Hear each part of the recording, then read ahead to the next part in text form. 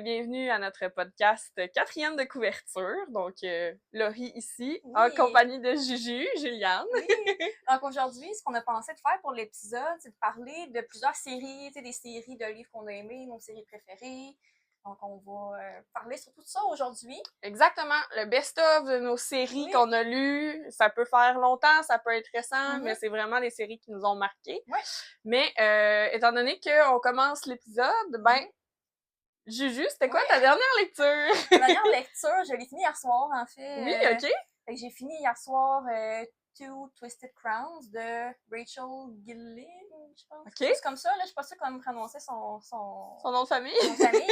En tout cas, c'est le deuxième livre dans une zoologie. Dans le fond, le premier livre, c'est One Dark Window. Oui. Puis la zoologie s'appelle vraiment, il y aura un autre nom, ça s'appelle The Shepherd King. Ça, c'est cool. Ouais, c'est une zoologie de livres fantastiques, plus jeune adulte à peu près. Je l'ai fini hier.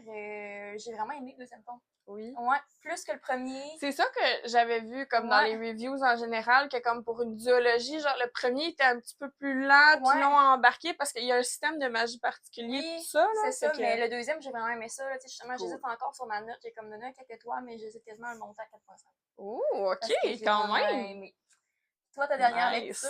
Moi, ce que j'ai lu en dernier, j'ai fini... Ben oui, Reckless, Oui. que tu m'as prêté. Oui. Mais dans le fond, c'est ça, c'est la suite. Je vais en parler un petit peu tantôt parce que ça fait partie de mes séries préférées. Mais c'est la suite, justement, de Powerless, qui a été écrite par Lauren Roberts.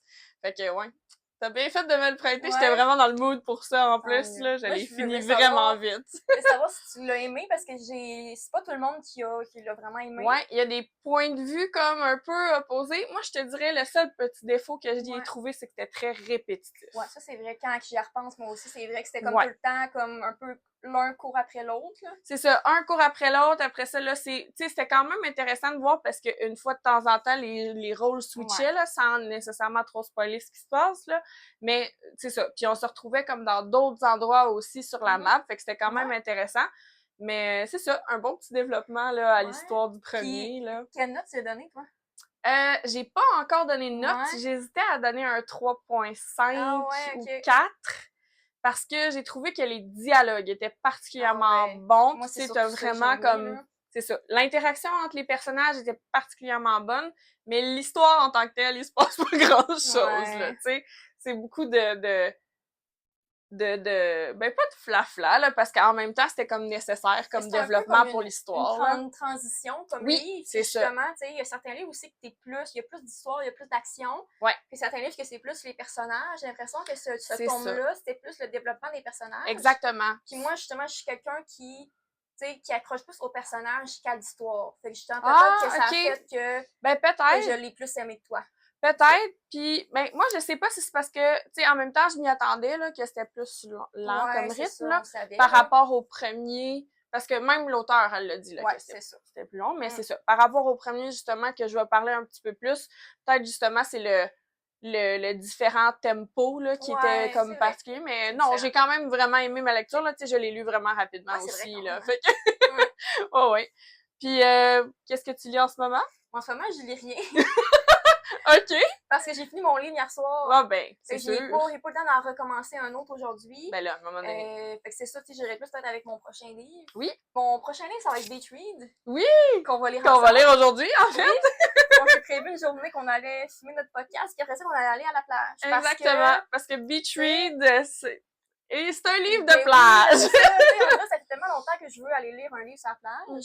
Puis là, ben, Beach Read, c'est comme, tu sais, ça dit dans le nom, c'est parfait. Exactement. Puis moi, je l'ai déjà lu. Oui, c'est vrai, toi, c'est un reread. Ouais, à peu près 2-3 ans, mais on dirait que je m'en souviens pas tant, j'ai envie de le relire. Oui, puis il y a beaucoup de monde qui en parle souvent, tu sais, comme un des meilleurs livres à lire, puis même à relire là, pendant le temps de l'été. Puis, ben comme on habite à Rimouski, la température est ce qu'elle est. C'est pas tout le temps gros soleil, grosse chaleur. Fait que aujourd'hui, ça a l'air d'être pas pire. Je pense qu'on va être bonne pour on va en aller profiter avant que l'été finisse aussi. Parce que déjà en septembre, ça va refroidir. Puis ça sera plus vraiment le temps. Ben, septembre, il y a peut-être un petit redoux. C'est plus, mettons, fin septembre, je suis d'accord avec toi. C'est plus vivable.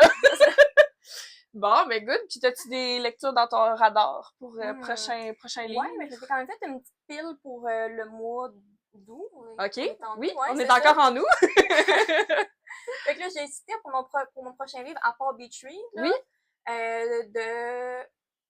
De The Nightingale de Christine Hanna. Oui. Parce que j'entends de plus en plus parler de cet auteur-là, okay. de ce livre-là aussi. Pour vrai, j'ai eu envie de lire quelque chose genre, tu sais, d'émotif, là, genre, tu sais, qui te fait réfléchir. Toi qui aimes pleurer en plus en lisant.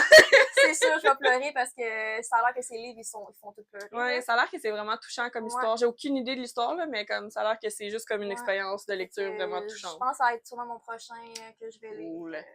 Ouais. Nice. Moi, ben, j'ai commencé récemment le Light Lark. Puis c'est drôle parce que ça ressemble un petit peu à Powerless ou, tu sais, c'est comme le trope, finalement, des épreuves, là. Fait que, tu sais, c'est pas le même départ, là, disons, là, la même introduction à tout ça, mais il y a quand même des épreuves, puis de ce que je comprends à date, parce que je viens juste de commencer la lecture, là, c'est que il va y avoir finalement un gagnant qui va, en gagnant, va réussir à enlever l'espèce de maléfice qu'il y a sur leur race ou leur royaume, finalement, là. Puis c'est ça, il y a quand même un système de magie intéressant là autour des éléments à date que je commence à comprendre, puis chacun a leur malédiction, fait que ça va être intéressant. Moi, j'aime toujours moi quand il y a des épreuves, j'aime ça, là. Fait que c'est comme un classique dans le fantasy, là, mais voilà. Fait que on commence à parler de nos séries. Ta prochaine lecture? Ah, ben, ma prochaine lecture, ça serait comme Nightbane, dans le fond. Parce que Light Lark, en fait, c'est le premier d'une série de, pour l'instant, 3 tomes. Le 3e est pas encore sorti, je pense qu'il sort en octobre. Fait que je me suis comme rendu compte que c'était comme le bon moment pour lire Light Lark. Puis, c'est ça. Le prochain, c'est Nightbane. Fait que ma prochaine lecture, ça va être ça. Puis après ça, peut-être Divine Rivals. Tu vas en parler aujourd'hui, en plus, hein? Fait que c'est ça, on va se lancer sur nos séries préférées. Vous allez voir que, comme un peu d'habitude, Juju a des préférences romances, moi un peu fantastiques, mais ça se rejoint tout en quelque part. Oui, je vais en présenter fantastique aussi. Oui. Fait que, voulais-tu commencer? Je peux commencer. Ouais?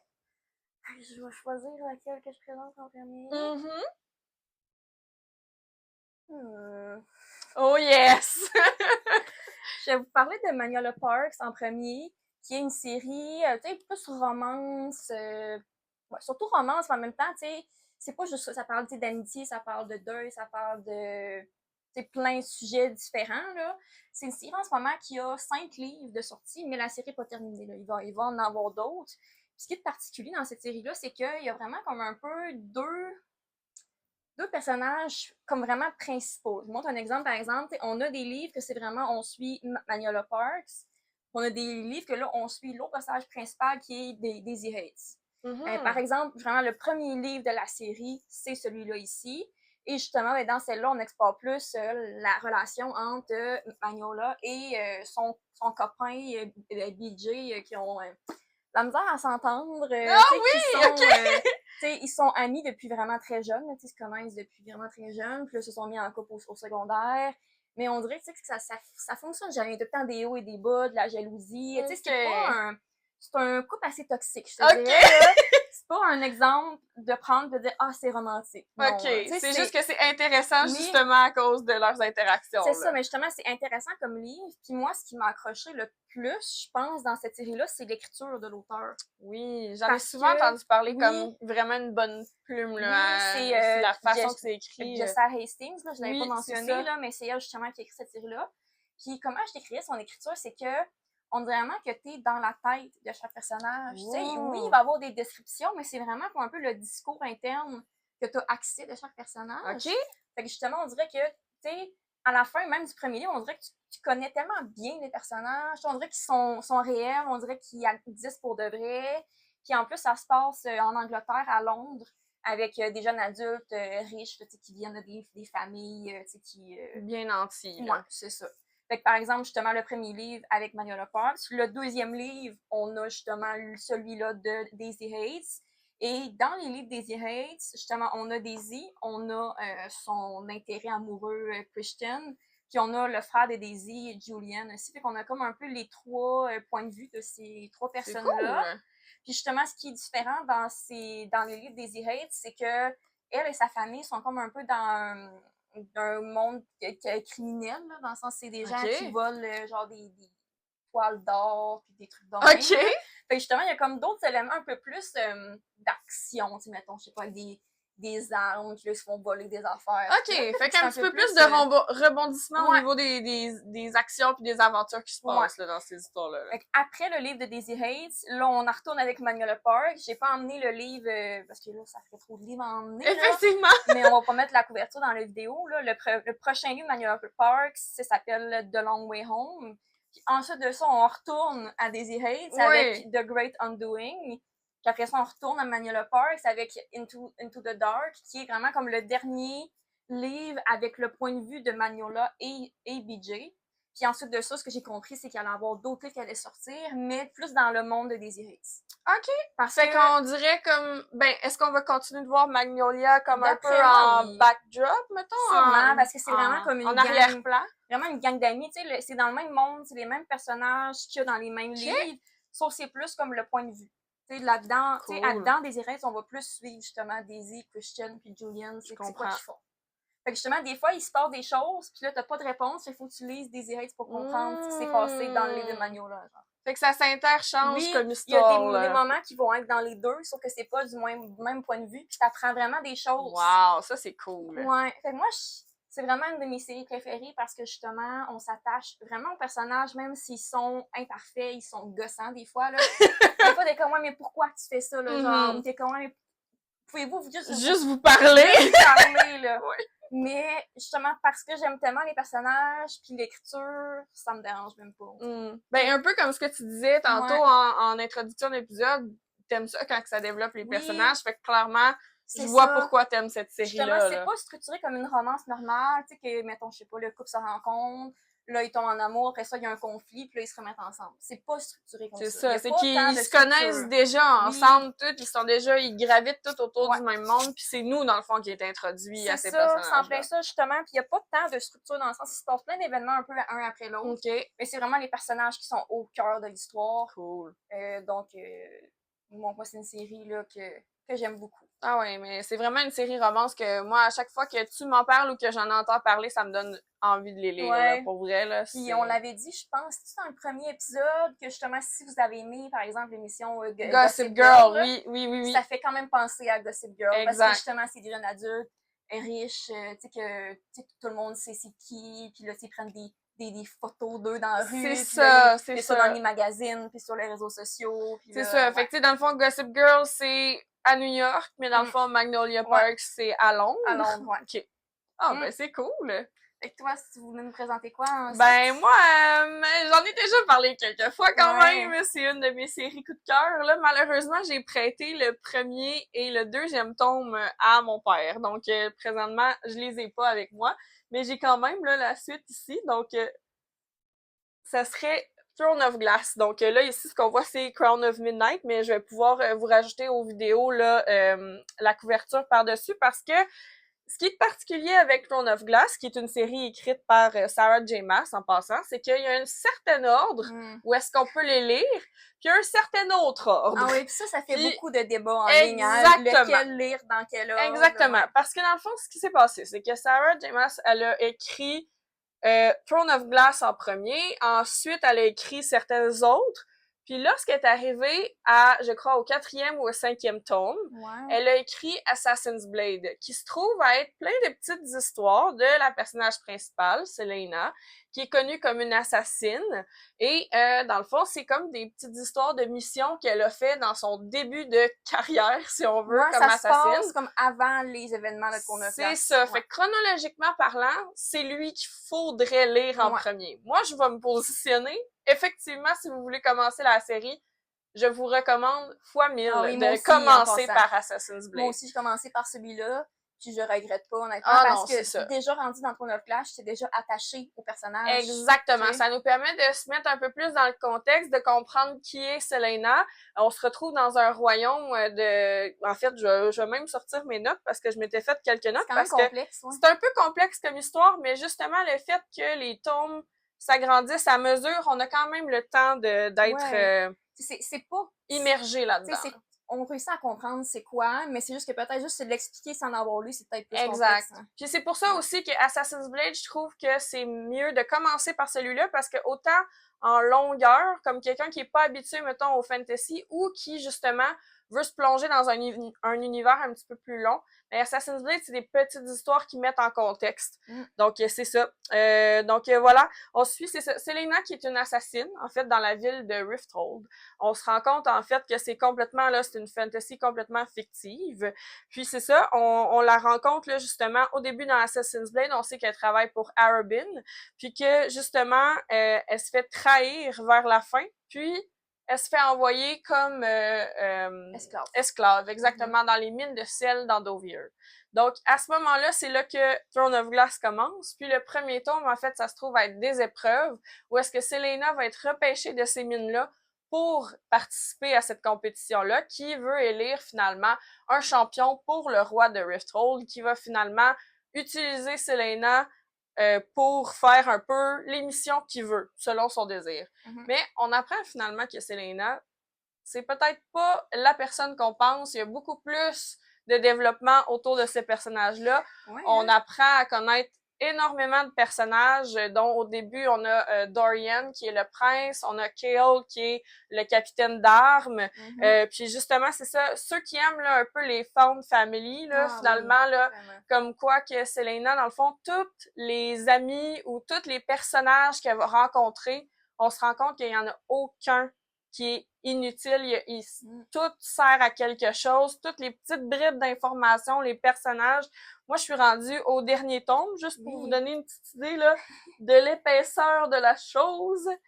C'est quand même une bonne brique, là. Puis c'est Kingdom of Ash, en fait, là, c'est vraiment l'épitome, finalement, le dernier tome qui a été écrit. C'est officiellement la fin de Throne of Glass parce que Sarah J. Maas a d'autres séries qui sont encore en cours.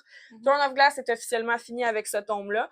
On dirait que justement, je veux comme pas le lire tout de suite parce que j'ai trop peur de comme laisser aller tous ces personnages-là qu'on apprend à découvrir. C'est triste aussi, de dire, ben là, c'est la fin, on les verra plus. Ben, c'est ça, tu sais. Fait que c'est pour ça que, en tout cas, puis c'est ça. Il y a aussi le fait que c'est une bonne brique, mais probablement cet automne, je vais me lancer. Si c'est pas le mois prochain, ça va être en octobre, là, mais sinon, ouais, je sais que je vais apprécier cette lecture-là. Justement, mais puisque Laurie a acheté des livres puis qu'elle les a aimés, justement, j'ai commencé à lire la série, moi aussi. Fait que moi, je suis rendue à lire, dans le fond, le tandem, là, Empire of Storms et Tower of Dawn. Je pense qu'on les voit bien à la caméra, là, mais c'est ça. C'est les deux, en fait, là, qui sont recommandés de lire en même temps pour avoir une meilleure expérience de lecture.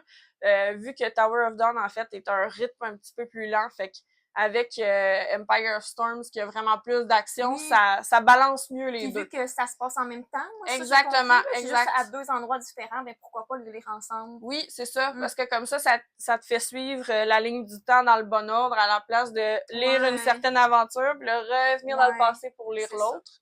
Voilà. Donc c'est ça, Throne of Glass, vraiment une de mes recommandations.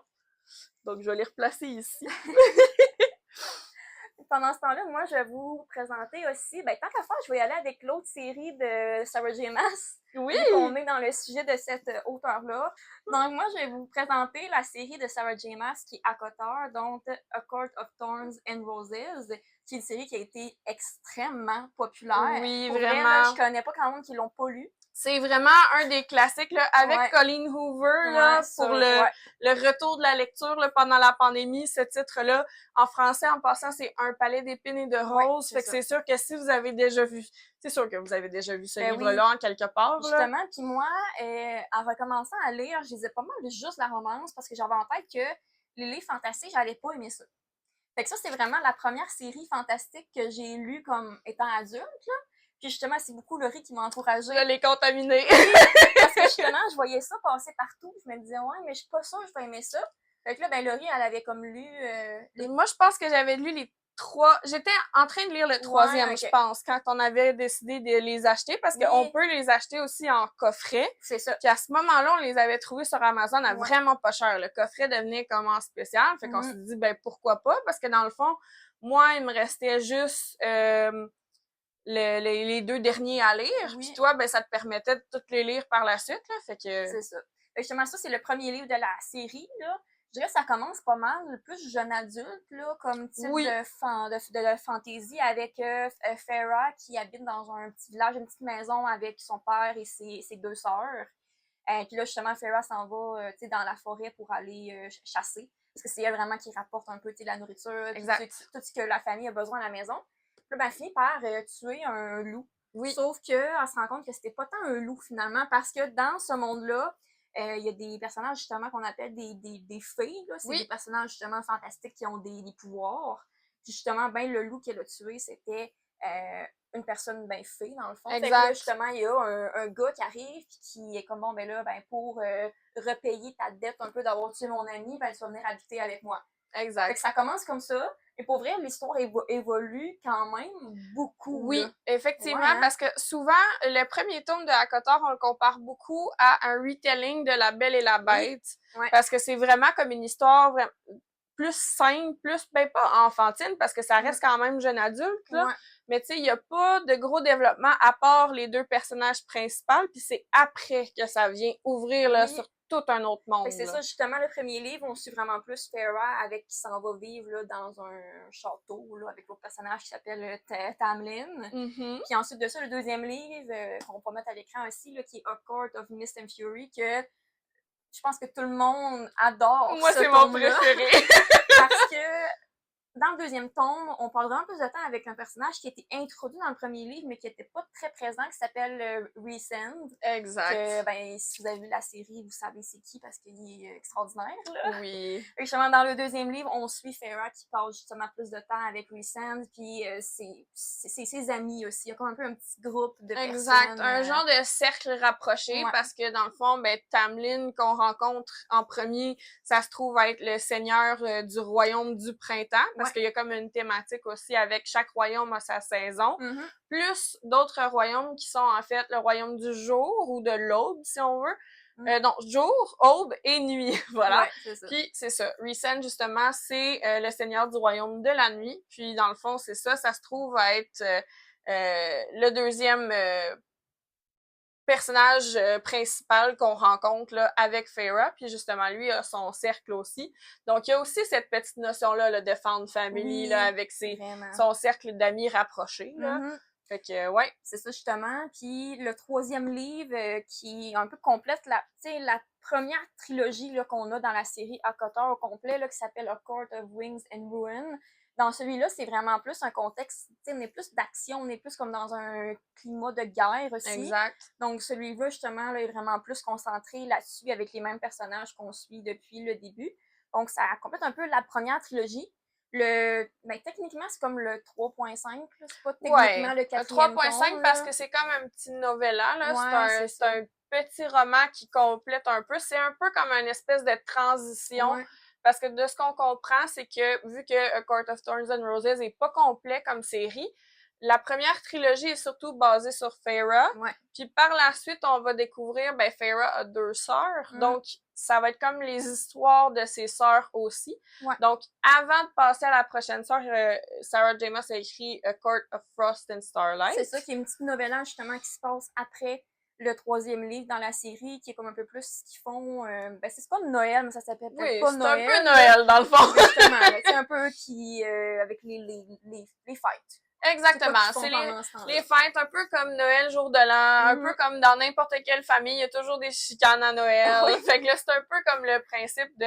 Ça prolonge un peu l'histoire, finalement, puis ça se veut une histoire vraiment très légère, très cute, là. Puis le dernier tome qui est sorti en ce moment, parce qu'elle est en train d'en écrire d'autres, là, mais le tome qui suit là, après la novella, c'est dans le fond A Court of Civil Flames.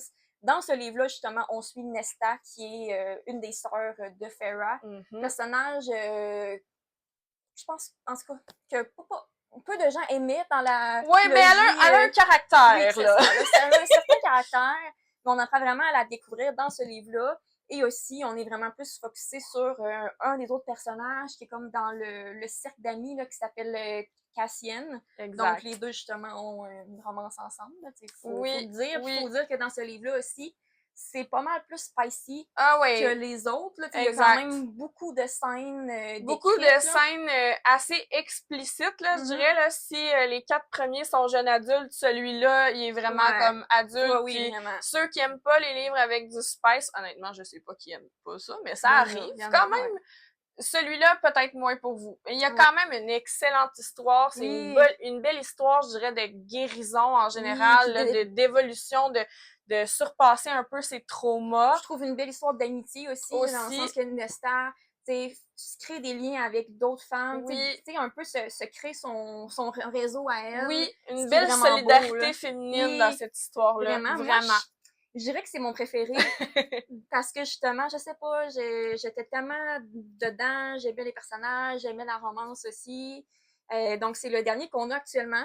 Oui. Par contre, il va en avoir d'autres, mais on sait pas quand. Puis là, ben justement, personne ne sait ça va être sur qui. Là, non, c'est ça. Que ça va être sur l'autre sœur qui s'appelle Elaine. Mais là, ça va être qui son intérêt amoureux? Parce qu'il y a plusieurs théories. On n'en parlera pas trop pour pas donner de spoilers non plus. Non, exactement. Puis de toute façon, Sarah J. Maas, présentement, travaillait un peu plus sur son autre série qui est Crescent City. Donc, on sait qu'elle va continuer A Court of Thorns and Roses, mais on sait pas quand exactement. Il n'y a rien d'officiel qui a été annoncé. Donc, voilà. Voilà, pour cette série-là. Oui. Fait que moi, je vais poursuivre, en fait, avec, tu sais, je vais y aller avec Fort Wing.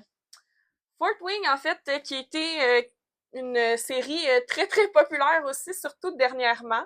Ça a été, en fait, là, un des gros livres là, fantastiques là, qui a réouvert aussi un petit peu la lecture vraiment, pour plusieurs. Là, je dirais ACOTAR puis Fort Wing, puis Throne of Glass aussi, là, c'est comme les séries principales fantastiques qui sont recommandées comme après Fort Wing, il y a tellement de monde qui l'ont lu, ce livre-là. Oui, puis Fort Wing, là, en passant, écrit par Rebecca Yarros. Fait qu'à ce moment-là, Fort Wing, vraiment, vraiment accessible pour ceux qui ne connaissent pas nécessairement les fantasy ou veulent commencer une fantasy. On suit l'histoire, en fait, de Violet Sorrengail, ou Violette, finalement, là, qui, en fait, est une jeune adulte, elle aussi, qui a été élevée, en fait, dans sa famille pour être une scribe, comme son père, jusqu'à ce que, malheureusement, son père meurt. Son frère également, qui était un Dragon Rider, donc Fort Wing, c'est vraiment une histoire où est-ce qu'il y a des dragons, qui est décédé lui aussi pendant la guerre. Puis dans le fond, on retrouve Violet alors que sa mère, qui est la générale de Basgiath, qui est le collège en fait là, armé. Donc dans ce collège-là, on a le quartier des scribes, le quartier des militaires, le quartier des soigneurs et le quartier des dragonniers. Puis, c'est connu, en fait, que le quartier des dragonniers, c'est le plus dangereux, où est-ce qu'on fait les tests, où est-ce qu'on fait des épreuves. Juste se faire accepter dans ce cercle-là est vraiment pas une tâche facile. Il y a plein de monde qui meurt. Exactement, c'est ça. Pendant les épreuves, pendant un peu pendant leurs études, dans le fond. Oui, c'est ça, leurs études, puis un peu l'initiation qui vient avec. Exactement. Puis, c'est ça. Puis, Violet, qui, jusqu'à maintenant, pensait qu'elle était destinée à devenir scribe, mais sa mère la force à devenir dragonnier. Donc, bam, on commence l'histoire là, où est-ce qu'elle doit faire la première épreuve, en fait, d'initiation. Donc, vraiment beaucoup, beaucoup d'aventures aussi. On apprend que sa sœur, à Violet, qui est Mira, elle est postée ailleurs dans ce monde-là, qui s'appelle le royaume de Navarre. Puis, il y a une espèce de frontière entre ce royaume-là et un autre royaume qui est infesté de Venin, qui sont les méchants, en fait, de cette histoire-là, qui, eux, en fait, à la place d'avoir des dragons, ont des wyverns, donc des espèces de dragons maléfiques, si on veut. Ça fait en sorte qu'on sait qu'il y a une guerre entre ces deux-là, donc c'est justement pour ça que le Basgiath College, en fait, va former des dragonniers pour défendre Navarre de cette menace-là. Puis en plus de ça, un autre enjeu aussi qui amène notre personnage principal, le beau Xaden, qui, lui, en fait, est l'héritier des Tyrish, qui se trouve à être un royaume qui avait entré en guerre contre Basgiath et Navarre parce qu'ils voulaient se rebeller contre les idéologies de cette ville-là. Donc, puis malheureusement, ben, ils ont perdu. Donc, ils ont été forcés à rejoindre les dragonniers eux aussi. Donc, lui, Xaden, ça se trouve en fait à être un peu le responsable de tous les autres enfants rebelles, si on veut, parce que c'était le fils du chef de ce clan-là. Puis, on apprend en fait que lui a survécu non seulement à l'initiation, mais là, il est rendu en dernière année du collège. Donc, quand lui et Violet vont se rencontrer, ça va faire des flamèches. Ah oui, puis en plus, on avait déjà peut-être parlé, mais ce livre-là, on dirait, a comme pris des, je sais pas, c'est des éléments, des idées de, tu sais, moi, ça fait beaucoup penser à, de Divergence puis Hunger Games, parce que... Hunger Games un peu, effectivement. Moi, ça fait penser à Hunger Games à cause de, justement, Violet, au début, arrive, revoit son ami d'enfance, Dane. Fait que ça fait penser comme à Gale dans Hunger Games. Effectivement. Je comprends ce que tu veux dire. Ouais. Moi, j'avais lu aussi Eragon. Ça m'a fait énormément replonger dans ce genre d'univers-là avec les dragons qui, soit disant en passant, ont chacun leur personnalité aussi. Fait que c'est vraiment intéressant. On a accès à leurs pensées, à comment ils parlent et tout ça. Donc, c'est vraiment une bonne série. Il y a un deuxième livre de sortie aussi. Exact, un deuxième tome qui s'appelle Iron Flame. Donc, on suit en fait l'histoire. Puis un troisième tome qui va bientôt sortir qui s'appelle Onyx Storm, qui sort, je crois, en 2025. En janvier. Janvier, hein, c'est ça. Mais je sais pas quelle date exactement, mais je sais janvier parce que je l'ai précommandé déjà. Oui, c'est ça, exactement, parce que c'est vraiment une bonne série. Malheureusement, pour celui-là, je peux pas vous parler de l'histoire du 2 parce que ça serait vraiment trop vous gâcher le premier. Donc, ça vaut vraiment la peine, par contre, de les lire. Ils ont l'air un petit peu intimidants en termes d'épaisseur, mais sincèrement, ça se lit tout seul. C'est vraiment, là, pacte en aventure. Il y a jamais un temps mort. Sincèrement, c'est impressionnant comment que tout est bien écrit, tout est bien relié, les épreuves, tous les événements, finalement. Fait que, voilà. Fort Wing. Parfait. Moi, je vous parle d'une autre série de romances. Let's go, girl! Donc, je vous parle de la série Addicted Calloway Sisters. Oui! Et là, il faut que je vous explique comment ça fonctionne parce que c'est un petit peu compliqué. Oui. OK. Quand même. Là, je vais commencer par dire qu'il y a 3 couples principaux dans toute la série. Donc, on a Lily et Lo, on a Rose et Connor, puis on a Daisy et Wright. Fait que ça, c'est les 3 couples principaux. Dans le fond, les 3 filles sont sœurs. D'accord. Fait que c'est comme vraiment une petite famille qui se sont faites D'où le titre Calloway Sisters. Oui, c'est ça. Dans la série complète, pourquoi ça s'appelle Addicted et Calloway, c'est que il y a comme un peu une série de 5 livres qui est vraiment la série Addicted qui suit vraiment qui suit vraiment plus en particulier Lily et Lo. Comment ça commence, les livres Addicted, c'est que Lily et Lo sont meilleures amies depuis très très longtemps. Leur famille aussi, sont toutes ensemble, ils travaillent ensemble. C'est des enfants aussi de parents riches, un peu comme dans Magnolia Parks. Et justement, en grandissant, en étant jeune adulte, Lily et Lo, ils font semblant de sortir ensemble parce que chacun a une addiction qu'ils veulent pas que leur famille soit au courant. Fait que justement, ils sont ensemble pour un peu comme permettre à l'autre de continuer leur addiction. Dans le sens que Lo, lui, il est alcoolique, puis Lily, elle est accro au sexe. Fait que justement, ils vivent ensemble, ils font semblant de sortir ensemble, mais au début, ils sont pas ensemble. Fait que justement, ça commence comme ça, mais c'est sûr qu'ils finissent par être un couple. Je pense que c'est pas tant un spoiler. Ils finissent par développer quelque chose, là, c'est certainement. Là. Fait que justement, on a comme 5 livres qui sont du point de vue de Lily et Lo. Sauf que, justement, il y a une série aussi qui s'appelle Calloway Sisters, que là, on suit justement Rose et Daisy dans leur couple. Okay. Par exemple, le premier livre avec Rose et Connor, c'est Kiss the Sky. Et le premier livre avec Daisy et Wright, c'est Hothouse Flowers. Il y a un certain ordre. Il y a les livres qui est même écrit dedans. Fait que mettons que je vous l'explique. Oui, vas-y. Fait que le premier livre, c'est Addicted to You. Celui-là. Après ça, on a Ricochet. Parfait. Addicted for Now. Oui. Donc, ces 3-là sont avec Lily et Lo. Après ça, on a Kiss the Sky avec Rose et Connor. On a Hothouse Flower avec Daisy et Wright. On a Thrive avec Lily et Lo. Addicted After All avec eux aussi. On a Fuel the Fire avec Rose et Connor. Et Long Way Down avec Wright et Daisy. Et on a le dernier livre qui s'appelle Some Kind of Perfect, qui est vraiment un livre épilogue, qu'on a les 3 couples. Je l'ai pas lu encore, c'est le dernier qui me manque à lire dans la série. Mais j'imagine qu'il y a des points de vue un peu de tout le monde. C'est comme la conclusion de toutes les histoires. Là. Puis je pense qu'il y a à peu près peut-être 10 ou 20 ans dans le futur. Fait que justement, tu les vois avec leurs enfants, tout ça. Donc justement, tu sais, il y a un certain ordre pour lire les livres. Un peu comme dans Magnolia Parks, chaque personnage va être dans les livres aussi. C'est vraiment dans ça, ils gravitent tous dans le même univers, c'est des sœurs. C'est ça, ils sont tous ensemble, sauf que justement, ça dépend du point de vue. Fait qu'il y a certains livres qu'on a accès au point de vue de certaines personnes.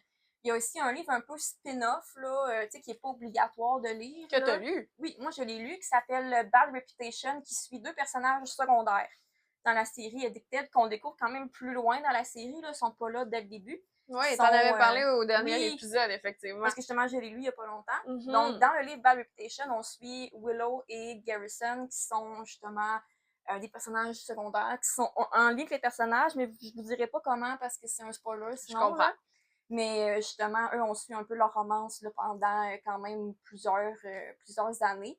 Donc, c'est une série j'aime beaucoup, un peu pour la même raison que Magnolia Parks, parce que on s'attache vraiment aux personnages, des personnages qui vivent des choses difficiles, tu sais. Ben oui, avec un contexte d'addiction en plus, ça, des choses comme ça, c'est quand même, tu sais, ça touche à des situations un peu plus profondes au travers de l'histoire. Justement, tu sais, c'est pas structuré non plus, c'est vraiment, tu un peu, tu suis les personnages dans leur vie de tous les jours avec des choses qui arrivent, des scandales dans les médias parce que justement, c'est des gens qui sont connus. Tu sais, vers la fin des livres, là, sont tellement connus que c'est comme si c'était un peu la famille Kardashian. Oui. Pour vrai, ils sont tellement connus, genre, ils se font suivre dans la rue, ils se font envoyer des menaces, tu sais, c'est quand même assez gros. Fait que les enjeux montent à mesure, là. Vraiment. Fait que moi, c'est une série que j'adore. Ça se passe aux États-Unis? Oui, ça se passe à Philadelphie. Ouh, intéressant. C'est ça. Cool. Parfait. Ben, dans le fond, je vais pouvoir suivre avec mon autre série. Qui est à ce moment-là, malheureusement que j'ai pas le livre physique avec moi parce que dans ce temps-là, moi je suis allée chercher des séries en fait que ça fait un petit peu plus longtemps que j'ai lu. Puis dans ce temps-là, j'allais à la bibliothèque pour les emprunter. Fait que c'est pour ça que je vais vous présenter La Sélection, qui est dans le fond une histoire un peu plus fictive. Je dirais peut-être dystopie, ça ressemble un peu à Hunger Games, mais c'est un enjeu différent. Donc, on se retrouve dans une Amérique du Nord ou États-Unis finalement, plusieurs années plus tard, alors qu'il y a eu une grosse guerre qui a divisé tous les États-Unis pour que finalement, ceux qui restent, ceux qui sont populés dans les États-Unis, sont divisés en 8 factions. Donc, on a de 1 à 8. Ben, c'est un peu comme Hunger Games. Exactement. 1 étant réservé pour les royaux, 8 pour ceux qui sont un peu misfits, un peu rebelles. Pas rebelles, mais qui ont pas vraiment, soit qui ont un handicap ou tu sais qui sont pas utiles à la société comme ce que les royaux voudraient les utiliser. Puis ça gravite aussi ensuite là, bon, de 1 à 5. Donc on suit en fait notre personnage principal. J'avais pris des petites notes juste pour être sûre de pas me tromper. Donc oui, c'est une série qui est écrite par Kiera Cass. En passant, je l'ai pas dit. Donc on a justement ces 8 factions-là. Puis, l'enjeu, en fait, dans cette situation-là, c'est que il y a un tirage qui est fait où est-ce qu'il y a 35 jeunes filles qui vont être élues pour une espèce de sélection, justement, de la prochaine épouse du futur roi. Puis, à ce moment-là, ben, la personnage principale, finalement, qui est une 5, qui s'appelle America, qui est une chanteuse aussi, qui, évidemment, se fait piger pour participer. Puis, là où ça ressemble encore un peu à Hunger Games, c'est qu'elle est amoureuse de Aspen, qui est un de ses amis d'enfance, où est-ce qu'elle habite. Sauf que lui, en fait, c'est un 6. Donc, c'est une caste en bas d'elle. Puis, s'ils veulent être ensemble, dans le fond, il va falloir qu'ils s'enfuient d'une manière ou d'une autre parce que ça fonctionnera pas. C'est mal vu, en fait, entre les castes de se marier. Surtout pour une jeune fille qui normalement veut viser plus haut que sa caste actuelle. Donc, c'est ça. Il y a cet enjeu-là. Puis, en allant là, elle va rencontrer le prince, Maxine, puis elle va se rendre compte que finalement, ben, elle a peut-être des affinités avec lui. C'est une série que j'ai lue vraiment quand j'étais plus jeune. Petite mention aussi, c'est un peu plus ado, mais c'est super cute. Ça a honnêtement, bon, là, pour vrai, c'est vraiment bon. Moi, personnellement, quand j'avais lu ça au secondaire, j'avais vraiment trippé. Puis j'ai récemment fait une relecture, fait que c'est pour ça que je vous conseille de le lire. C'est quelque chose de vraiment léger, honnêtement, là. Puis on apprend aussi à développer les personnages. Il y a quand même beaucoup de twists, d'informations. On en apprend un peu à chaque livre. Fait que voilà, c'est une série vraiment vraiment intéressante à lire aussi. Fait que pour ta prochaine... Oui, je vais y aller avec la série, dans le fond, Letters of Enchantment, qui a 2 livres, c'est une duologie. Donc, le premier, on a Divine Rivals. Là, j'ai pas remis les couvertures les dust jackets, dans le c'est fond, ça, là, les couvertures. Vu que c'est des hardcovers, il y a comme une petite couverture d'habitude parce que de je par-dessus. les ai à Laurie, puis je les ai enlevés pour pas qu'ils s'abîment, mais en tout cas, devant New Rivals, on promet peut-être les couvertures oui, effectivement, aussi, si tu veux, je vais te le tenir avec la suite, justement, qui est Ruthless Vows. Justement, le premier livre, ça commence qu'on suit Iris et Roman qui travaillent tous les deux là, pour un journal. Ils écrivent des articles. Puis ça se passe dans un monde fantastique aussi, tu sais, qui est pas hyper complexe. Un peu, il existe plusieurs dieux qui ont des utilités différentes. Puis là, ben, ils sont comme un peu en guerre. Il y a deux dieux qui s'entendent pas. Puis là, ben, ils ont comme un peu chacun recruté leur armée. Fait que là, c'est comme un peu sur le point de s'en aller à la guerre. Au début, on a Iris qui doit dire, qui doit dire bye à son frère qui s'en va à la guerre, qui a été, dans le fond, appelé pour aller se battre. Et ce qu'ils avaient convenu ensemble, c'est qu'elle allait lui écrire des lettres. Donc, justement, elle a une machine à écrire que, justement, elle prévoyait d'envoyer des lettres à son frère. Et justement, au début, elle pense qu'elle communique avec son frère, mais elle reçoit d'autres lettres d'un garçon qu'on ne sait pas c'est qui au début, qui n'est pas son frère, finalement. Les lettres ont comme été envoyées pas à la bonne place. Fait que justement, elle commence à avoir comme un peu une relation par lettre avec un autre garçon, pendant que ce temps-là, elle travaille au journal avec Roman, qui est comme un peu son rival. Les deux, ils veulent avoir le même poste, mais là, justement, ils veulent juste avoir un des deux postes. Fait que justement, on commence avec eux. Fait que c'est sûr que oui, il va y avoir une romance là, avec ces deux personnages-là. Donc, c'est vraiment une histoire qui... Moi, j'ai trouvé que c'était un peu plus comme une fiction historique parce qu'il n'y a pas énormément d'éléments fantastiques. Oui, il y en a, mais c'est un peu plus léger. C'est pas trop compliqué à comprendre. Tu sais, c'est... On peut facilement l'oublier que c'est un fantasy. Surtout dans le premier. Le deuxième, il y a plus d'éléments de politique, mais dans le premier, on dirait quasiment juste une romance historique. Justement, c'est vraiment cute, les personnages, ils sont vraiment attachants aussi. Tu sais, c'est vraiment plus une romance émotionnelle que physique, là. Justement, vu qu'il commence en s'écrivant des lettres. Oui. Et dans le deuxième tome, là, Ruthless Vows, justement, on continue avec les mêmes personnages, mais là, on est plus dans le contexte de guerre. OK. Et justement, au début, les personnages sont pas ensemble, mais justement, ils veulent se retrouver. Puis justement, la guerre est vraiment plus présente dans ce livre-là, donc plus d'éléments fantastiques, un peu de bataille, mettons. Mais justement, tu sais, j'ai trouvé ça vraiment touchant aussi. Tu sais, leur lien qui continue à travers ce livre-là, les amitiés qui se font avec les autres personnes. Je sais que c'est pas tout le monde qui a aimé le deuxième tome parce qu'il trouvait justement qu'il y avait moins de romance, que c'était moins intéressant, mais moi, je l'ai autant aimé, honnêtement. Là, c'est une duologie que j'ai donné les 2 5 étoiles parce que c'est vraiment, vraiment bien écrit aussi, là, pour vrai. L'écriture de l'auteur. Ben, veux pas quand c'est des lettres en plus. Oui, mais c'est une écriture un peu plus, je sais pas si on pourrait appeler ça littéraire ou un peu plus recherché. Du vocabulaire un peu plus élaboré. Oui, mais tu sens être complexe. Je comprends. J'avais dit à Laurie justement que en lisant ce livre-là, chaque phrase est belle. On dirait que comment que l'auteur a écrit, même si c'est une description puis que d'habitude tu t'en fous, mais comment qu'elle a écrit, tu sais, c'est beau à lire. Oh, c'est le fun. J'ai hâte de le lire. Et justement, là, ça me donne quasiment le goût de les relire, là, même si, en tout cas, là, je regarde ça puis je suis comme... Oui, parce que tu l'as quand même beaucoup annoté, là, on le voit là, sur les côtés. Là. C'est ça, c'est des livres que j'ai annotés là, avec des petits post-it qui fit avec les justement, ça fait longtemps que je veux que Laurie les lise. Oui, effectivement. Oui, là, je vais les lire à un moment donné, je te jure. Faut que tu les lises, c'est trop bon. Oui, je sais. Fait que pour la prochaine, en fait, ben vu que tu viens de parler d'une duologie, ça me fait penser à l'autre duologie que je voulais parler. Oui. Donc, on a ici Powerless et Reckless. Donc, encore là, celle-là, normalement, aurait ce qu'on appelle une dust jacket, là, le petit par-dessus.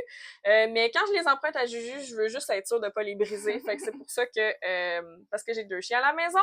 Donc, je veux être sûre de pas abîmer la page de couverture. Mais c'est ce que j'ai parlé justement en introduction d'épisode. C'est donc cette série-là. Présentement, ben je dis une duologie, mais dans le fond, c'est pas une duologie parce que déjà le 3e qui s'en vient. Et il y a eu aussi un petit novella qui s'appelle Powerful, qui raconte le point de vue aussi d'un autre personnage. Donc, on va commencer par celui-là ici, qui est le premier. Donc, Powerless, qui raconte en fait l'histoire de Payden, qui est une ordinary, donc une sans pouvoir, dans un monde où, justement, avoir aucun pouvoir, c'est signe de peste. Donc, il y a vraiment eu une grosse maladie qui s'est répandue sur ce royaume-là. Puis, tous ceux qui ont des pouvoirs ont vraiment mis le blâme sur les ordinaires, donc ceux qui n'ont pas de pouvoir. Donc, tous ceux qui sont considérés comme ordinaires, donc qui sont détectés comme ayant aucun pouvoir, sont chassés et tués. Puis, Paydin, en fait, a réussi à s'échapper de son sort grâce à son père, en fait, qui lui a appris un peu à devenir une bonne liseuse de langage non verbal, juste assez pour passer pour une psychique, qui est un type de pouvoir là-dedans, en fait, on lit les pensées ou on prédit ce qui va se passer par rapport à la personne dans un avenir rapproché. Donc, c'est quand même un pouvoir un peu plus de base, mais ça permettait en fait qu'elle se fasse pas tuer. Fait que c'est quand même pas si pire. Puis, justement, dans cette histoire-là aussi, il y a des trials. Donc, c'est une grosse épreuve là, à plusieurs volets où est-ce que, justement, on a une récompense là, d'être le enforcer, finalement. Je sais pas comment on prononce ça, s'il y a une expression en français pour ça. Ouais, c'est un peu comme un défenseur, peut-être? Un allié du roi qui va tuer un peu les ordinaries, puis ses ennemis, les rivaux. Bon, exactement. Puis, dans le fond, Paydin, bien malgré elle, est pigée, dans le fond. Donc, elle habite au début dans vraiment le bas quartier, là, finalement, les ruelles, c'est ça, avec son amie Adina. Puis, c'est pas un hasard parce que, justement, le prince... qui est pas le prince héritier, mais juste son frère un peu plus jeune, qui se trouve à être finalement celui qui devrait être le Enforcer plus tard, parce que ça se trouve à être justement un des plus puissants là dans les personnes qui possèdent des pouvoirs, parce qu'il est capable de mimer n'importe quel pouvoir. Ben c'est ça, lui, son pouvoir, c'est qu'il peut prendre... Il y a des gens autour de lui, mettons, qui ont des pouvoirs, puis qui fait juste emprunter les pouvoirs de tout le monde. Exactement. Ouais. Fait qu'il l'emprunte, il le copie, puis il le fait. Donc, c'est quand même assez pratique, très facile pour lui, donc, de se défendre. Puis, justement, reconnu comme un des plus puissants, là. Donc, c'est pour ça que lui, en fait, ça serait normalement le choix logique pour être un enforcer. Donc, d'emblée, il est dans ces épreuves-là. Donc, c'est là qu'ils vont se revoir pour la deuxième fois.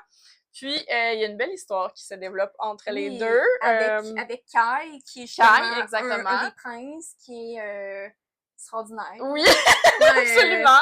Je tripe dessus. Oui, mais c'est vraiment un beau personnage. Puis, dans ce livre-là, justement, on a accès aux deux points de vue. Donc, on voit le point de vue de Paydin, on voit le point de vue de Kai.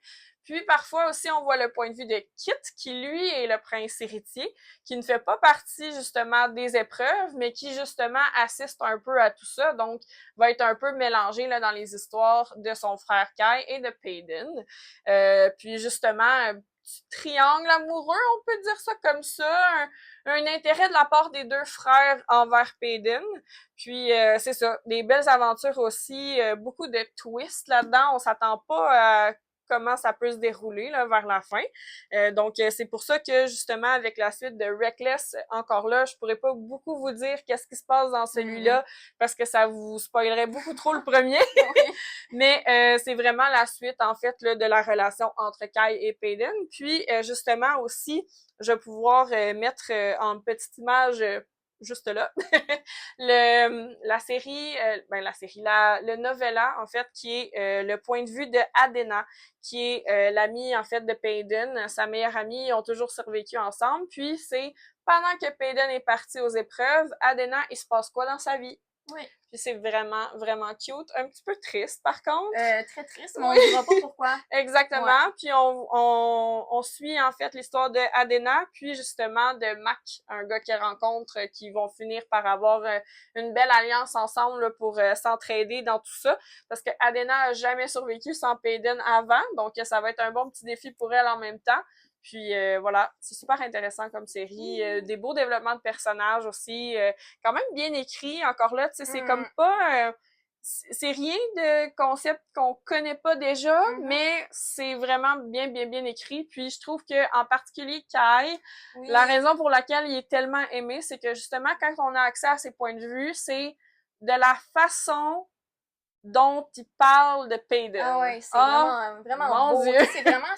ce côté-là de l'écriture que j'ai aimé. Tu sais, c'est rien de Oui. hyper complexe, mais c'est justement, tu sais, ses pensées à lui, qu'est-ce qu'il pense d'elle, tu sais, qu'est-ce qu'il lui dit, c'est tellement beau. C'est vraiment beau. À chaque Ouais. fois qu'il ouvre la bouche, là. Ah ouais. C'est incroyable. Wow. Fait que voilà, Powerless de Lauren Roberts, je vous recommande. Ça aussi, ça devient pas mal de plus en plus populaire, vraiment. surtout depuis que Reckless est sorti. Ouais. Donc voilà, je vous le recommande fortement. On est là, deux des tomes, donc ça s'appelle Windy City, qui se passe à Chicago. Donc, c'est pour ça que ça s'appelle Windy City. C'est un peu le surnom là, de la ville. Donc, c'est une série de romances qui a 4 livres de sortie pour le moment. C'est des romances sportives. Par exemple, je vous montre le premier livre parce que chacun concerne un couple différent, mais c'est vraiment le même univers aussi. C'est son ami. Ils ont tout un lien ensemble. Par exemple, le premier livre, c'est une romance de hockey. Donc là, on va suivre Xanders et Stevie. En fond, Xanders, lui, justement, c'est un joueur de hockey là, dans une équipe de la LNH. Oui. Justement, tu sais, un joueur professionnel. Là. Justement, Stevie, elle, c'est une hôtesse de l'air. Justement, ils prennent toujours le même avion, puis elle travaille un peu avec l'équipe comme hôtesse de l'air. Je comprends. D'où le titre. Ouais, c'est ça, Mile High. Fait que justement, il va y avoir une romance entre les deux. Puis ce que je trouve tu sais, le fun aussi, c'est que Stevie, tu sais, c'est justement une hôtesse de l'air, mais elle fait aussi du bénévolat dans un refuge animal. Fait qu'on voit souvent des scènes avec des animaux. Cute. Puis, ouais. Fait que ça, c'est le premier tome de la série.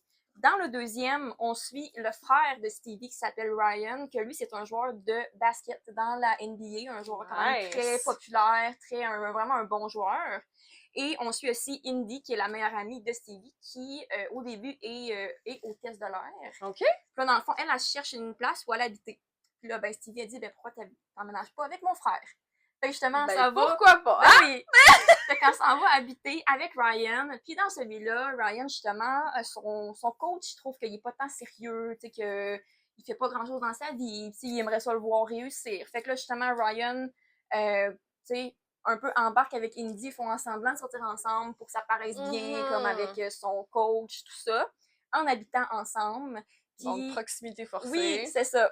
Puis moi, c'est mon tome préféré de la série parce que je trouve que c'est un couple, peut-être un exemple de couple qui me convient plus, tu sais, qu'on voit pas tout le temps, que c'est plus basé sur leur connexion émotionnelle dans le sens, tu sais, les petits gestes qu'ils vont faire un pour l'autre, tu sais, mettons, il a acheté une bibliothèque pour mettre ses livres, tu sais. Ah, ça, c'est très cute. Il achète genre, il fait son café le matin, il achète le café qu'elle aime, tu sais. Fait que acts of service, oui, là. vraiment, tu sais, c'est des petits gestes, puis justement, ce qui parle beaucoup dans ce livre-là, c'est un peu un amour silencieux, quiet love, qui appelle dans le sens, c'est sans faire des grosses démonstrations d'amour, des gros gestes, juste dans les petits gestes de tous les jours.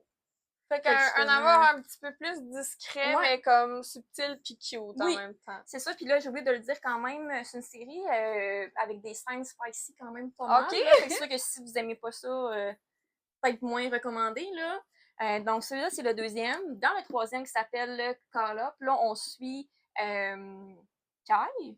Oui, on suit Kai, qui est un des amis de Ryan, qui lui, c'est un joueur de baseball. Donc, on switch de sport encore. Et justement, Kai, lui, il a un fils, là, Max, qui est tout petit, là, je pense qu'il n'a même pas 1 an. Là, c'est vraiment un petit garçon. Puis, ben, sa mère, elle les a quittés. Donc, il se ramasse père monoparental. Puis là, justement, il part pour la saison, sauf qu'il a comme besoin d'une nounou. Une nounou, une gardienne pour son fils, pour pouvoir l'amener avec lui, pour aller jouer ses games, tout ça. Donc, c'est finalement la fille de son coach, Miller, qui viennent avec eux. Donc, justement, ben, elle, Miller, s'occupe de Max pendant qu'ils sont à ses parties, tout ça. Donc, c'est comme une romance qui se développe entre les deux. C'est vraiment cute aussi. Miller est très comme... tu sais, elle est plus comme sarcastique, elle est plus directe comme personne. Okay. Ça fait différent comme personnage. Cool! Et le dernier, qui est sorti pour le moment, s'appelle le Play Along. Que là, on suit Isaiah, qui est le frère de Kai, qui sont dans la même équipe de baseball. OK. Et on suit Kennedy, qui travaille pour l'équipe de baseball.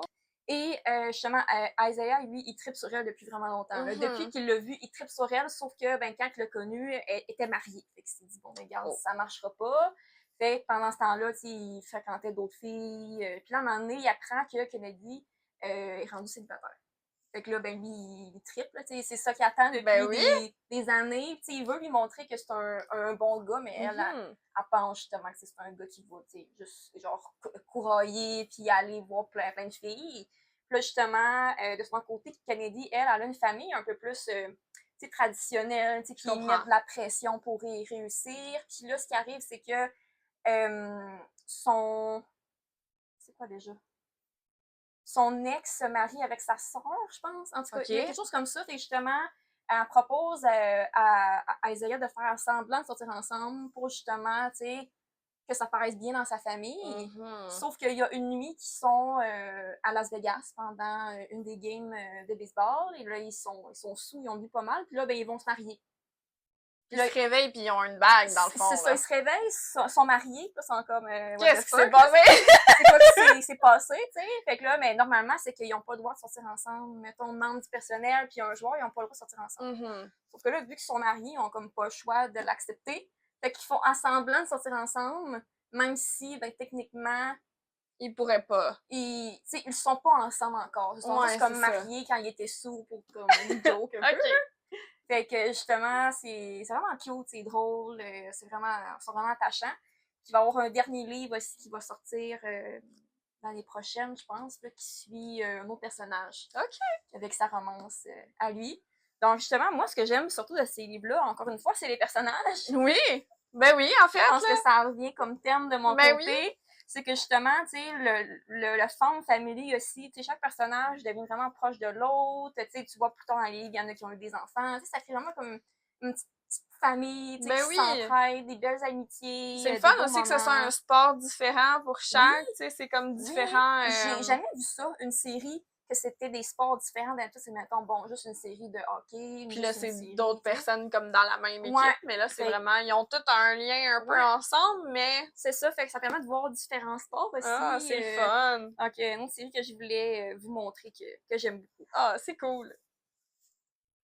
Toi, est-ce que tu avais d'autres séries oui. En fait, j'aurais encore là un autre que je n'ai pas malheureusement physiquement, mais c'est Miss Peregrine et les enfants particuliers.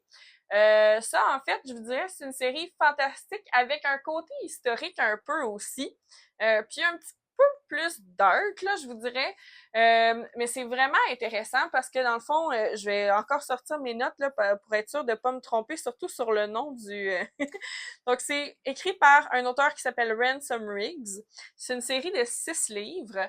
Moi, je me souviens en avoir lu au moins 3, puis par la suite, c'est que ça avait vraiment là, sorti plus tard. Donc, probablement que je vais me replonger dans cet univers-là à un moment donné. Puis en fait, c'est qu'on suit Jacob, un jeune garçon là, qui a environ 16 ans, qui a toujours eu une super bonne relation avec son grand-père, Abraham, qui lui racontait là, des histoires. Là, c'était comme un grand raconteur d'histoires par rapport à son passé en étant enfant juif pendant la Seconde Guerre mondiale. Fait que c'est pour ça qu'il y a comme un petit côté historique aussi. Puis, à mesure qu'il vieillit, ben là, Jacob, il se rend compte que finalement, les histoires de son grand-père, ça fait comme de moins en moins de sens. Puis, tu sais, commence à moins le croire, le vieux, là. Il est un peu bizarre, là. Puis, c'est pas tout à fait le vrai ce qu'il raconte. Jusqu'au jour où Abraham meurt dans un espèce d'événement complètement étrange où est-ce que il a l'impression de se faire poursuivre par une espèce de monstre vraiment étrange. Puis là, Jacob est témoin de tout ça, puis complètement bouleversé, pense qu'il a vu le monstre lui aussi pendant quelques secondes, puis ça en reste là. Puis finalement, tombe aussi sur la collection de vieilles photos de son grand-père. Il se rend compte, en fait, que ces personnages-là de photos, c'est vraiment des vraies personnes parce que quand il va être en voyage avec son père à un endroit précis, là, sur une île où est-ce que son grand-père a grandi, il va se rendre compte, en fait, qu'il y a un monde complètement parallèle qui est une espèce de bulle emprisonnée dans le temps, qui se réinitialise à tous les 24 heures, puis qui est gérée par, justement, Miss Peregrine, qui s'occupe, en fait, d'enfants particuliers, qui sont des enfants qui ont chacun leur particularité, un pouvoir ou quelque chose du genre, comme par exemple, il y en a une qui est une fille qui est tellement légère qu'il faut qu'elle porte des bottes de plomb parce que sinon elle s'envole dans les airs. Il y en a un autre qui contrôle les abeilles, tu sais, c'est comme toutes des choses un peu spéciales. Moi, ce que je me demandais, c'est-tu comme une série qui est faite pour les enfants, les ados, y a-t-il un public cible? Je pense que c'est ados, jeune adulte, mais je dirais pas pour enfants. Non, Parce que, ben sincèrement, ben tu sais, il y a eu un film qui a été fait là-dessus. C'est une question que j'avais. C'est ça. Le film est quand même correct, là, dans le sens, un enfant aurait peut-être un peu peur de voir ce film-là, mais pour les livres, je vous dirais, là, c'est plus ado, jeune adulte, puis c'est parce qu'il y a vraiment, quand ça se développe, là, il y a quand même des scènes un peu explicites là, en termes de cadavres, les meurtres, tout ça. Fait que c'est quand même un petit peu, mais sinon, honnêtement, moi j'ai trouvé ça vraiment intéressant. C'est différent complètement comme histoire. Puis ce que j'ai su aussi, c'est que les photos, c'est des vraies photos, que Ransom Riggs, l'auteur lui-même, avait une collection de ces photos-là, puis il a décidé de tisser une histoire autour de ces photos-là. Dit, ça. Cool. Puis on voit les photos aussi dans le livre à mesure que les personnages sont présentés, fait que c'est vraiment intéressant comme histoire. C'est complètement loufoque, là, j'avais jamais lu quelque chose comme ça, là, mais ouais, vraiment marquant pour moi cette série-là. Toi, je pense qu'il t'en restait une dernière? Donc moi, la dernière série que je vais vous montrer, c'est la série Chestnut Springs de Elsie Silver, qui est une série de romance, plus de comme cowboy, dans le fond. Oui, cowboy western. Qui se passe dans l'ouest du Canada. OK. Donc, c'est plus, je pense, c'est en Alberta, à peu près, plus dans l'ouest du Canada. Donc, le premier livre qu'on a dans la série s'appelle Flawless. Donc, dans celui-là, on suit Rhett et Summer. Justement, c'est leur romance. C'est un peu comme la série Windy City que je vous ai parlé. Chaque couple a son livre. Donc, premier livre avec Rhett et Summer, que lui, c'est un bull rider professionnel. OK. C'est son travail. Il se passe quelque chose que là, il y a comme un peu, tu sais, une mauvaise image dans les médias. Donc, son père lui envoie là, une fille qui travaille un peu, tu sais, comme dans... les images publiques. Les images publiques, tu sais, plus, tu sais, d'avoir une bonne image. Fait que Summer, justement, s'en va travailler avec lui. Fait que justement, c'est un peu une romance qui se développe là, entre les deux. Là. Le deuxième livre qui s'appelle Heartless, là, on suit Cade, qui est le grand frère de Rhett, et Willa, qui est la meilleure amie de Summer. Donc, dans ce livre-là, Cade, lui, il a un fils, il est un peu plus vieux, peut-être, je sais pas, 6-7 ans environ. Là, puis encore une fois, ben, la mère n'est pas dans l'histoire, là, elle est comme un peu partie ailleurs. Là. Donc, Willa se cherche un travail pour l'été. Fait que justement, ben, Summer propose qu'elle vienne devenir la gardienne du fils de Cade. Ben oui. Puis Willa, c'est quand même un personnage assez, tu sais, une personnalité assez... fouilleuse, tu sais, c'est quelqu'un, tu sais, qui prend ta place, qui rit, tu sais, puis Cade, lui, il est vraiment comme grumpy, là, tu sais, genre, lui, il veut rien savoir de personne, il est dans son coin. Un gros grognon, là. C'est ça, il parle pas trop. Fait que j'ai vraiment beaucoup aimé ce tome-là aussi, justement, un peu la différence entre les personnages, la relation avec le fils aussi, c'était vraiment cute. Le troisième livre dans la série qui s'appelle Powerless, que là, on suit Jasper et Sloane. Jasper, c'est...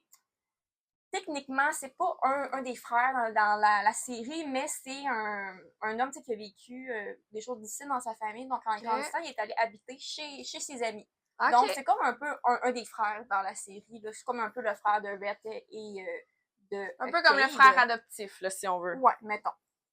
Fait que justement, Jasper, lui, c'est un joueur de hockey. OK. Puis Sloane, elle a fait de la danse, du ballet, je crois. Puis eux, c'est vraiment comme des amis d'enfance. Là, parce que Sloane, c'est la cousine des Eaton, là, qui sont les frères. Là, c'est leur cousine. Fait que justement, ils se connaissent depuis longtemps. Puis là, finalement, ben, ils finissent par comme développer une romance ensemble qui est vraiment cute, touchante. Le quatrième livre que j'ai amené aussi parce que c'est mon préféré. Donc, on a Reckless qui suit Theo et Winter. Theo, c'est un des amis là, des frères que j'ai parlé. Que frère lui, Ethan. Ouais, que lui, il est un bull rider aussi. OK! Fait qu'on retourne dans le cowboy. Oui, on retourne un peu dans ce monde de compétition-là. Et Winter, c'est la sœur à Summer. Oh! Et Winter, c'est une personne vraiment plus froide d'approche. Là. Dans les premiers livres, on l'aime pas parce que justement, elle est comme vraiment plus froide. Elle parle pas beaucoup, elle peut être bête des fois. Puis justement, tu sais, ce qui arrive, c'est que Theo, lui, la voit, puis comme, il y a vraiment un coup de foudre, là. Justement, il se passe une nuit, là, ils vont boire de l'alcool au bar, ils finissent par coucher ensemble, puis ils se revoient pas pendant à peu près 1 an, à peu près. Puis là, ben, quand que Theo revient en ville, il apprend que Winter a eu un enfant, puis que c'était son enfant, sauf qu'il l'a pas su. Puis là, il y a une raison pourquoi qu'il l'a pas su, mais justement, il y a un bébé, puis il le savait pas. Fait que là, lui, il veut vraiment comme se reprendre. Parce que s'il avait su que Winter était enceinte, il aurait pris son rôle de père à cœur, il se serait impliqué. Il serait resté dans le décor. C'est ça. Fait que c'est comme un peu, tu sais, il essaie de comme développer une relation avec Winter qui est un peu hésitante, mais que finalement elle finit par comme ouvrir un peu la porte. Un peu comme une deuxième chance. Ouais, le laisser entrer dans sa vie. C'est vraiment cute. Puis Theo, il est vraiment, tu sais, c'est vraiment un bon gars, là. Même si au début tu penses pas tant, mais c'est vraiment un bon gars. Tu sais, c'est vraiment, ouais. Fait que moi, c'était mon préféré dans la série à date. Puis le dernier, c'est Hopeless, que j'ai pas lu encore parce que je viens de me l'acheter. Dans Hopeless, on suit le dernier frère Ethan qui s'appelle Beau. OK. Donc lui, il a fait beaucoup de missions dans l'armée. Donc justement, lui était dans l'armée, dans un autre pays, puis il a quand même été assez traumatisé là, de ses expériences dans l'armée. Fait que justement, il revient en ville, puis là, il va développer une romance avec Bailey, qui est une fille qui travaille un peu dans le bord du village. Je sais qu'on a beaucoup de scènes dans ce bord-là, qu'on retrouve souvent là-dedans.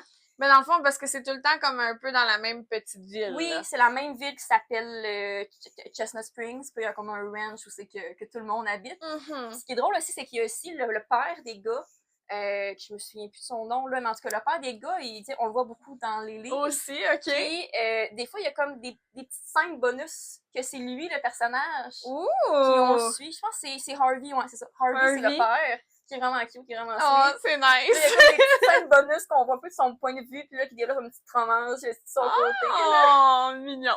Justement, il y a 5 livres en tout. J'ai pas lu le dernier Hopeless, je peux pas vraiment vous en dire plus, là.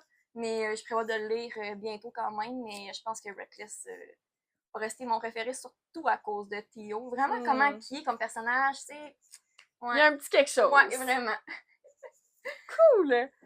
Mais c'est le fun, t'as l'air d'aimer ça, les séries, où est-ce que, OK, là, c'est le prochain, c'est le frère de l'autre. Là, mais ça permet comme de rester dans le même univers. Oui, moi, j'aime vraiment ça. Parce que pour des livres de romance, des fois, c'est plus dur de faire comme une longue série. Ouais, effectivement. Qu'un fantastique, qui se passe tellement d'affaires autres que la romance. C'est ça.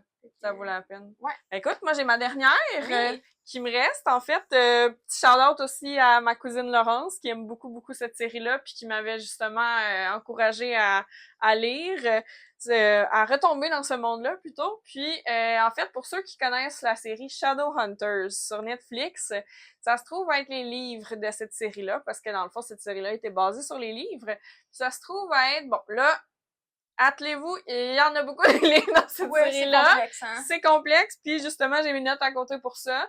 Donc, c'est la série, là, c'est The Mortal Instruments. Et le premier, en fait, c'est City of Bones. Donc, je pourrais vous mettre les images. Donc, premier qui est City of Bones. Pour ceux qui ont à peu près notre âge, il y avait un film qui avait été fait il y a longtemps, et moi, c'est ce film-là qui m'avait vraiment fait embarquer dans cette histoire-là. En fait, c'est quand on rencontre Clary, qui a 15 ans, qui, en fait, évolue là à New York. Elle est élevée par sa mère. Sa mère est monoparentale, mais on sait pas trop qu'est-ce qui s'est passé avec son père. Puis, elle évolue, en fait, là avec son meilleur ami Simon. Puis, ils se voient une fois de temps en temps, font des sorties, tout ça. Elle a l'air assez studieuse. Elle a un côté un petit peu plus artiste aussi.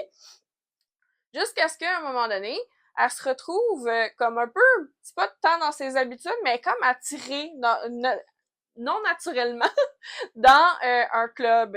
Clary, elle a du fun jusqu'à ce qu'elle voit, puis elle est la seule à le voir, un homme qui se fait tuer par un jeune homme, par un autre jeune homme, en fait. Puis là, elle est comme la seule à voir ça, puis elle capote. Simon a rien vu. Puis finalement, pour se rendre compte que cet homme-là, celui qui a été tué, se transforme en espèce de monstre avant de disparaître. Puis là, elle capote bien raide, là. Elle comprend pas ce qui se passe. Fait que là, elle va essayer de suivre la personne qui a tué le monstre. Puis, plus de nouvelles. Fait que là, OK, rentre chez elle, puis là, sa mère est disparue. Ça va bien dans son affaire. Fait que là, la mère est disparue, elle comprend pas qu'est-ce qui se passe, puis là, un autre monstre du même type que ce qu'elle a vu au club arrive pour lui sauter dessus, puis le même jeune homme vient à sa rescousse. Puis elle apprend en fait que ce jeune homme-là, qui s'appelle Jace, est un Shadowhunter. Puis là, lui aussi est bien intrigué de comment ça se fait qu'une humaine comme elle est capable de voir les Shadowhunters, parce que d'habitude, c'est un monde qui évolue complètement à côté, en parallèle. Puis dans le fond, c'est ça, c'est un urban fantasy, donc ça se passe à New York là, dans nos années présentes. Ben là, c'est plus early 2000, là, parce que c'était dans 2010, ce temps-là. Genre. Ouais, 2007 que le premier est sorti, là, mais ouais, c'est ça, 2010. Puis, dans le fond, c'est que Clary, elle se rend compte que toutes les créatures, là, fantastiques, genre vampires, fées, tout ça, existent pour vrai. Puis, les Shadowhunters, en fait, leur mission, c'est tout simplement de se débarrasser de ces monstres-là qui sont des démons. Puis, dans le fond, c'est ça. Elle apprend à évoluer dans ce monde-là pour finalement se rendre compte que finalement, elle n'est pas tout à fait elle est pas tout à fait à sa place parmi les humains parce qu'elle a plus d'attaches que ce qu'elle pense avec les Shadowhunters. Puis on rencontre entre autres là, Isabelle, Alec, qui sont frères et sœurs, qui sont vraiment intéressants comme personnages aussi. Il y a tout ce concept-là de Found Family aussi avec le groupe des Shadowhunters. Puis il y a même un développement pour Simon aussi un peu plus tard dans la série. Moi, je l'ai écouté la série aussi. Oui, c'est ça, la série j'ai Netflix. J'ai pas lu les livres, moi. Ouais. Par contre, j'avais vraiment aimé la série, surtout Alec. Ouais. Parce que l'acteur est très beau. Alec, ben oui, effectivement, de Dario, on peut pas se tromper, là, mais oui, c'est ça. Alec, mais vraiment intéressant. Il y a Magnus, le sorcier aussi. Fait que, tu sais, il y a beaucoup de personnages qui vont graviter autour de cette histoire-là. C'est vraiment, vraiment intéressant. La série est très bien faite en passant, là, parce que quand on suit là, les Mortal Instruments, mais c'est pour ça que je voulais aussi en parler, parce que moi, les prochains que je veux lire, c'est The Infernal Devices, qui se trouve à être, tu sais, dans le fond, là, on est dans les années 2000, mais Infernal Devices, ça se passe en 1878. Donc, c'est vraiment plusieurs années avant. C'est vraiment bon. Hein. Oui, exact. T'sais, justement, c'est comme un monde des Shadowhunters qui a comme plein de petites séries. Exact. Puis, mettons, moi, ce que j'ai entendu, c'est que, mettons, les premiers livres, c'est que surtout, justement, avec Clary, tout ça, que c'était bon, mais tu sais, c'était... Ben, c'est ça. C'est un peu plus comme ado. C'était très, très à la mode, là, dans ce temps-là, les années comme 2005-2010, que, ben, la fille... Elle pense qu'elle est ordinaire, mais là, finalement, elle l'est pas, puis elle découvre un autre monde. Fait que, tu sais, c'était très, très à la mode, puis tu sais, c'est une très bonne série, puis il faut continuer à les lire pour que ça devienne vraiment bon. Mais ça a l'air, ça devient vraiment excellent ça devient dans les autres séries après. Là. Exactement, là. Après ça, c'est The Dark Artifices, qui est une trilogie, en fait, qui est en 2016, donc qui est un peu avant. Infernal Devices, comme je disais, ça, c'est la trilogie que je veux lire, puis d'ailleurs, que ma cousine m'a beaucoup parlé. C'est les fameux Clockwork. Donc, Clockwork Angel, Clockwork Prince, Clockwork Princess. Donc, c'est la trilogie qui se passe en 1878 où est-ce qu'il y a un peu comme les premiers Shadowhunters avec les premiers gros enjeux. Puis, est-ce que tu sais s'il y a un ordre qu'il faut lire les s'il y a un ordre, je sais pas. C'est sûr que pour mieux comprendre l'univers, c'est mieux de commencer par The Mortal Instruments. Après ça, les autres trilogies qui gravitent autour, je pense que c'est pas mal un peu disparate. Ouais. Il y a juste, je dirais peut-être The Dark Artifices qu'il faudrait lire après Mortal Instruments. Fait que, c'est ça. Comme je dis, là, honnêtement, en autant qu'on commence par The Mortal Instruments, on est correct avec le reste. C'est comme la base pour comprendre l'univers, j'imagine. Là. Exact. Puis après ça, ben il y a The Last Hours, qui est une autre trilogie en fait qui se passe juste après The Infernal Devices. Mais en tout cas, c'est une auteure qui est connue vraiment pour son développement du monde. Là, les Shadowhunters, j'aime beaucoup aussi le système de magie qui est fait avec leurs espèces de baguettes qu'ils appellent les stélés. Là.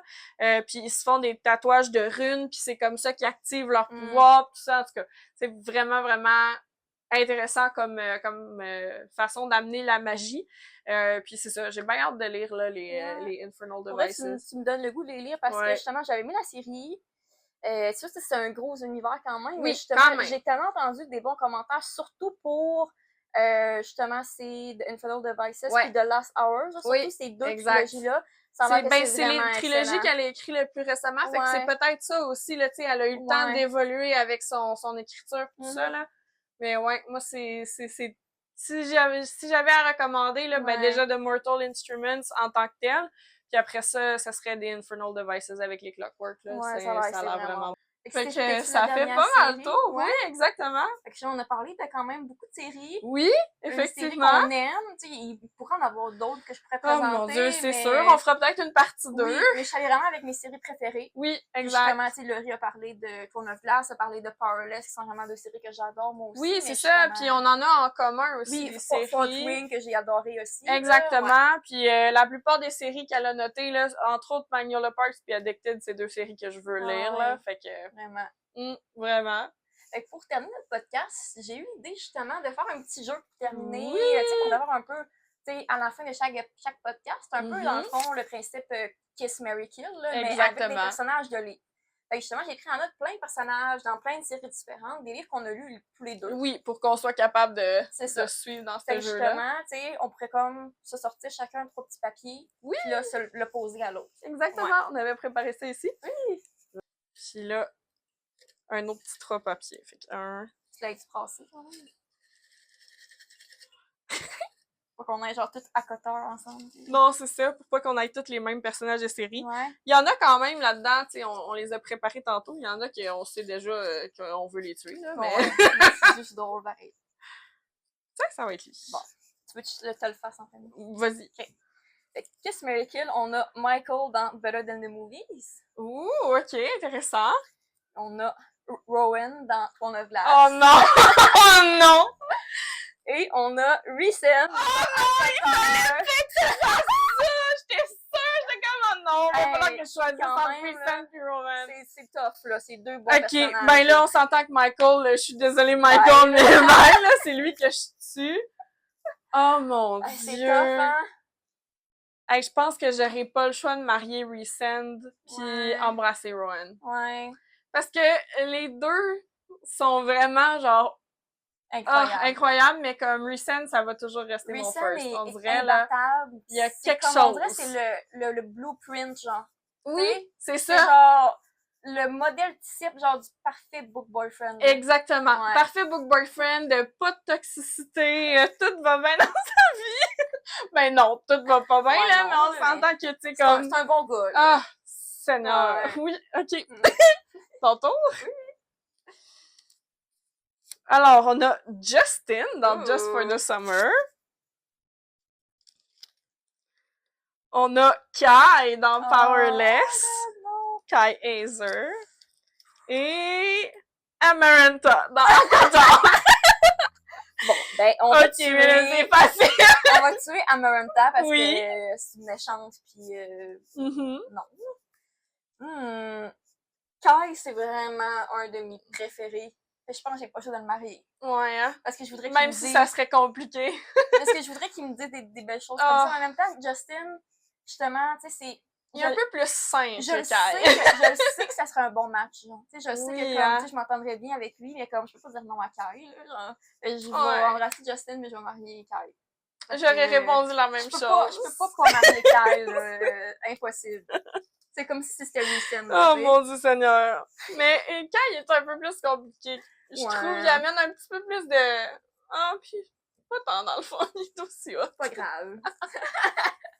Hey, ben c'est pas mal ce qui conclut notre épisode pour aujourd'hui. J'espère que vous avez aimé ça. Puis dans le fond, n'hésitez pas à commenter vos séries préférées parce que c'est sûr que les nouvelles séries, on aime toujours en découvrir. Ben oui. Puis dites-nous aussi si vous voulez avoir une partie 2 parce que dans le fond, c'est sûr qu'on va continuer d'en lire. C'est ça. Moi, personnellement, je lis vraiment beaucoup de séries.